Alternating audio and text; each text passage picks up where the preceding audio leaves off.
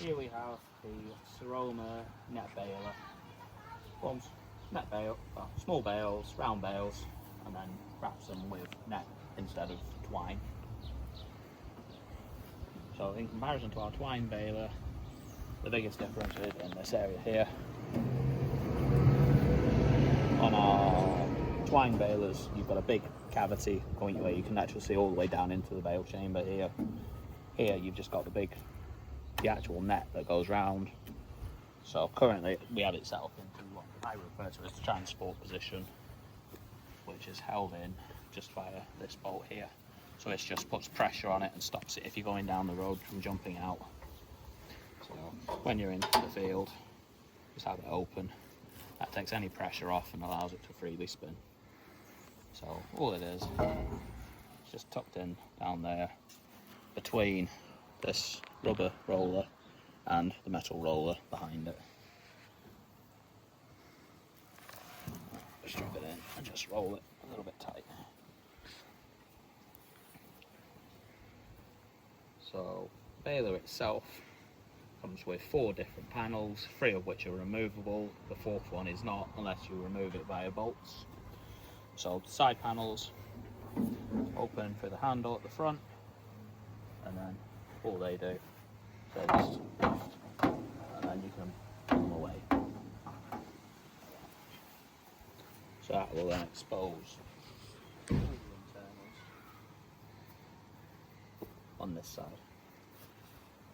So what you have on this side, you've got your bale counter up here, so that will count the number of bales, and when you want to reset it, all you do is just from the outside, you're looking at it, you're just going to turn it clockwise until it lines up at 0, all the above. So for the pickup, you've got 2 positions. You've got transport, which is where this handle that sticks out the front is locked in via this. And once it's not locked in, so push down, twist the handle, that will allow you to drop your pickup down to actual working height. And then once you're done in the field, just pop that in, pop that down, and you can go on bumpy roads, bumpy tracks, without worry of losing anything. So just keeping that there, we'll keep that there. So also on the pickup, you can change the height that it drops down to. That is done via this chain here. So all you're going to do is just change which slot on the chain it is in, and that will give you your pickup height. So just for now, just lock it back up. So what you'll have on the side is you have this spring here. So this is your tensioner for your front chamber chain on this side, which is this big one that runs all the way up that way. So the tighter that is, the more tension it will have. There is a setting in the manual for this, and if you can't find your manual, just give us a ring and we can just mention it over the phone to you. Now what you'll also have is the back panel. So that is removed via these 4 lugs. So just put a little bit of leverage going forward to stop it going anywhere. Unwind them, try and avoid losing your washers. And then there's these 4 here.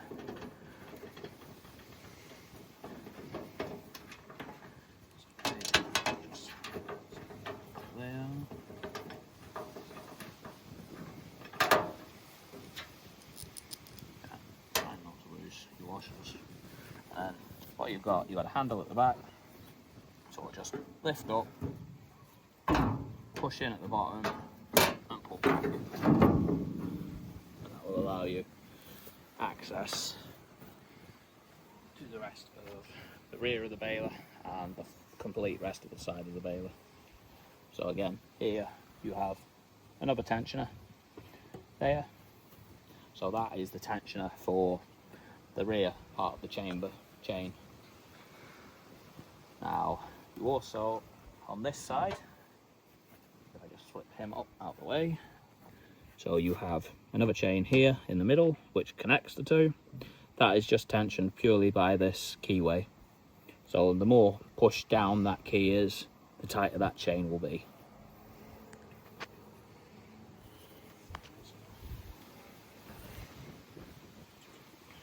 Also on this side you'll see everything is chained except your one belt. So that belt is what drives your feed roller, which pulls your actual net wrap through the bale chamber to the bale itself. So that is again controlled by this motor here, which in turn moves this spring at the back tight, which in turn puts pressure onto that belt and allows it to drive. Also on this side you have the main shear bolt, which is located down here on this spindle here. So that is there. So again, there is 2 holes. Sometimes, depending on the model, this one only has the 1. So what you can do, if you do have the 2 holes, you only want to use a single bolt.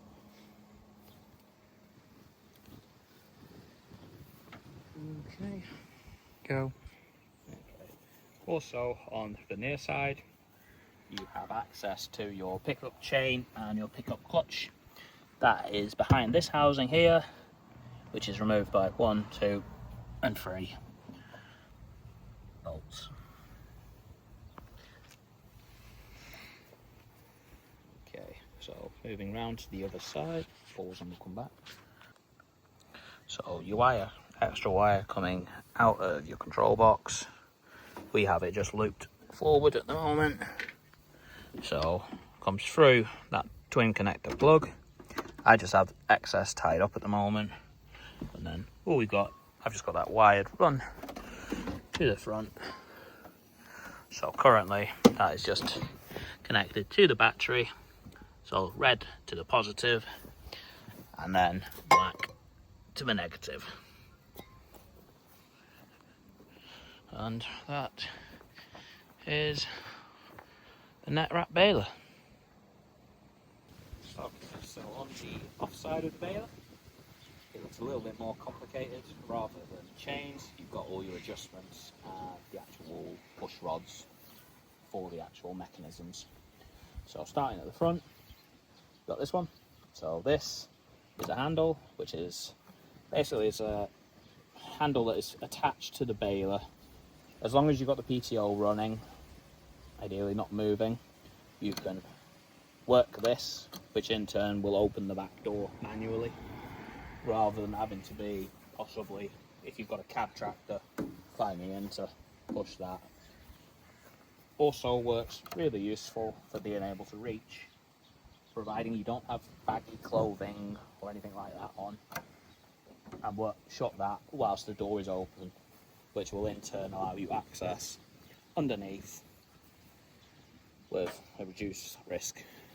I would still personally, if you have access to it, just put a piece of timber under a door just for safety. And then when you're done underneath, just slowly open that valve and that door will drop down. You do not need the tractor running or the PTO running for it to shut. So coming to the top next. So this is your blade cutting, well, your net cutting blade indicator, so to speak. So what this does is this sort of tells you where, if the blade is primed to cut the net. So in the rear position where it is now, that is primed to actually cut the net. I'll show you that in just a second. And I'll just show you where the non-primed version is. So when it isn't primed, this is generally where it is once it's cut the net. So what will happen, once you've got it, pulling the net in, once it's done its cycle, this will drop forward like that. And then you would open your back door, and as you open your back door, this will push it back, and in turn it will push this latch back into its cycle, which is basically it's the reset for it. So staying with this mechanism, if when you fit a new piece of net, you want to make sure that this green cam lobe is back in the same position. Otherwise what you'll find is when you go to start your next cycle, it might cut early, might not cut at all. It's all set into timing, so to speak. So again, if you need to turn that, the only way I've found at the moment is by manually pushing that round. Ideally you don't want net inside of the baler to do it. Is just push around on this and sort of using this to push and pull to add force to it. So what you've also got here is you've got two positions on this rod connecting to your feed roller. So this controls how many wraps of net you put on each bale. So the lower it is the lower number. So the lower one is 2 wraps, and then the higher hole is the higher number, which is 3 wraps per bale.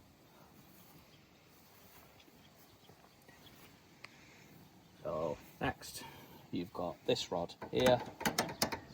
So this is the rod that once the door shuts after you've emptied a bale, it resets, it reprimes the cutting edge blade by basically sliding forwards and pushing this over that little latching point. So again, to adjust that, it's all at this end. So what you do, loosen that nut off, which is a 19mm, and just push down on him. That will just slide out then, drop him down, and then you just either unwind it or wind it up, depending on if you've got too much or if you've got too little. If it's not passing that latch, you just want to unwind it so this moves further that way. Again, try doing it probably 1 full turn at a time, 2 if it's really far away, and once you've got it there, just put it all back in and relock it. So just being a little bit further in front still, you've got this guy. So this is your bale density indicator. So while you're sat on your tractor, you can sort of be looking at this, and as the bale gets denser, that will in turn form higher and gives you a rough idea of when you're going to need to stop to eject a new bale. So, and lastly on this side, you've got this mechanism here. So this is all controls your bale density. So where it is now, this spring being on the furthest left, or the furthest higher pole, that is the lowest density on this setting. So that being the low, that being the high density. And then you've also got this also affects density. So this is a little bit more minor adjustments, so to speak. So left being lower density and right being higher density. Again, this is all explained in the manual as it comes with.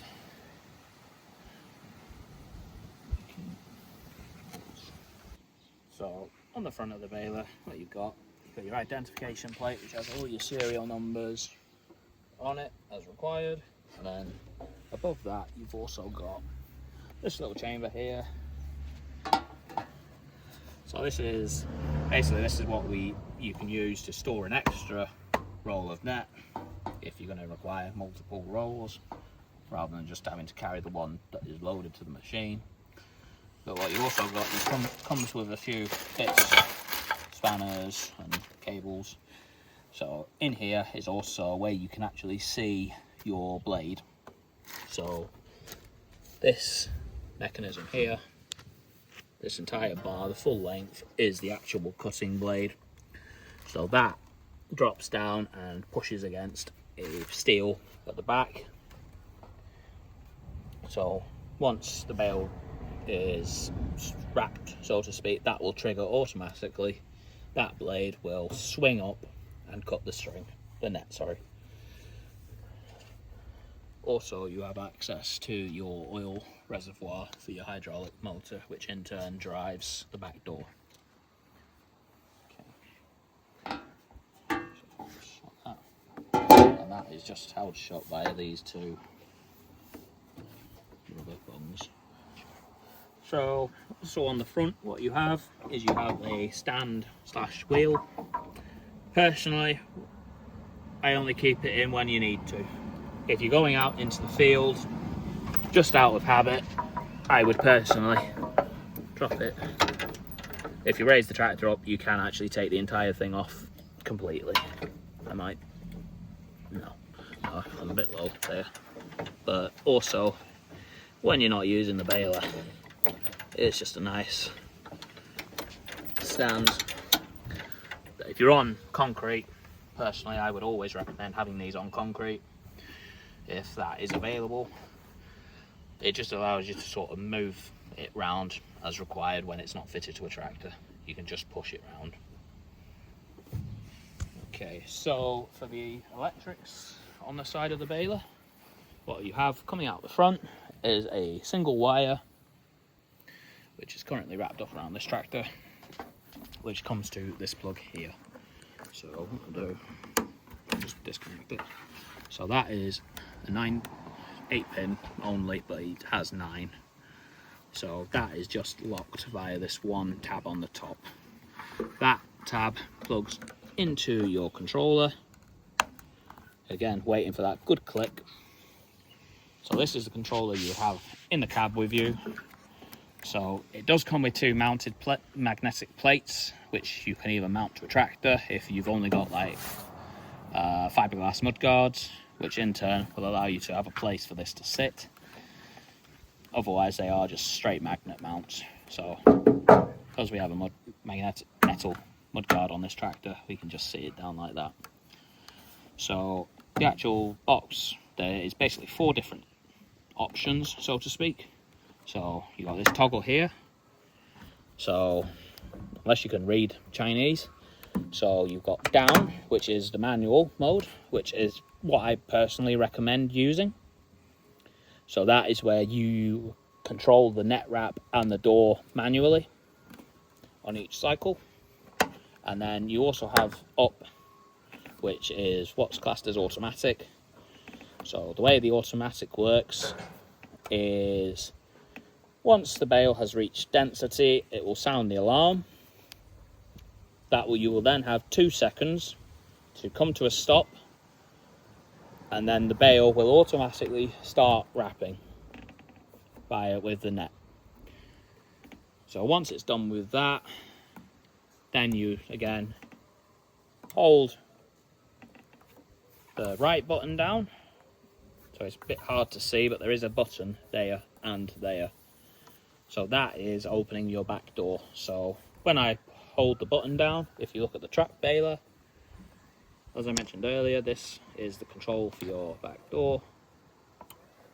That basically opens the back door and allows the bale to fall out.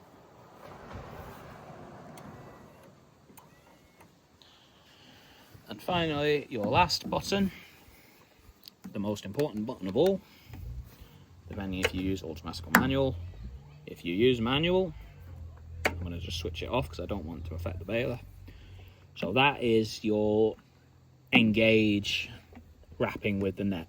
So all you want to do with that, once your alarm starts, if you're in manual, is come to a stop. I personally reverse about a foot or so, and then you're just going to literally tap that button once.